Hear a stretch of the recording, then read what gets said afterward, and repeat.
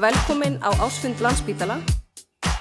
Glæsileg ársskýrsla Landspítala. Við stöndum frammi fyrir stórum áskorunum í heilbrigðisþjónustunni eins og flestar aðrar þjóðir. Fjölgun verkefna, auknu álagi á starfsfólk, manneklu og vaxandi útgjöldum. Ferðabörum fjölgað 2 milljónir. Mannauðurinn dýrmætasti auður heilbrigðiskerfisins. Konur tóku fram úr körlum árið 2021. Það þarf því að kynna þessar starfsgreinar á markvissan hátt, sérstaklega fyrir strákum. Gervigreind og róbótar. Þegar ég útskrifast þá hugsa ég eftir 2 ár, þá ég búin með kandasár og ég farin. Þetta verður að breytast á næstu 25 árum. Liðsheildin, hún fær okkur bara alls konar tækifæri.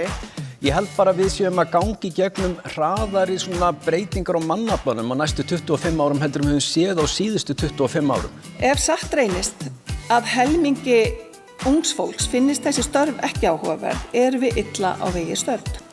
Það var eins og þau væru öll á sömu blaðsíðu.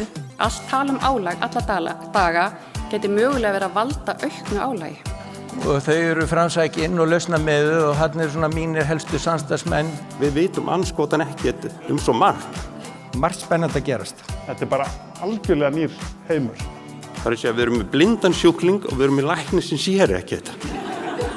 Og þið hlægið að þessu. Og það nefnilega þannig hjá okkur í bráðateyminu að við erum öll mikilvæg. Of course, Iceland is an amazing country and people are amazing here, but it's a small nation. Þannig að við sjáum fram á fleiri sjúkrarúm. 25 ár alveg ótrúlega fljótt að líða þegar maður lítur sjálfur yfir farinn veg. Í geðþjónustunni verðum að fá nýtt hús sem er með gömul, órelt húsakenni. Við þurfum að muna að Landspítali síðasta stopp í langri keðju. Og þegar þið gangi hérna niður, þá skulið kíkja inn í girðinguna hérna, þá sjáu þið gólfið af krufningasalnum. Hver gæti betur upp á öryggi barnsins heldur en foreldrar? Ég vil bara þakka mínu samstarfsfólki innilega fyrir.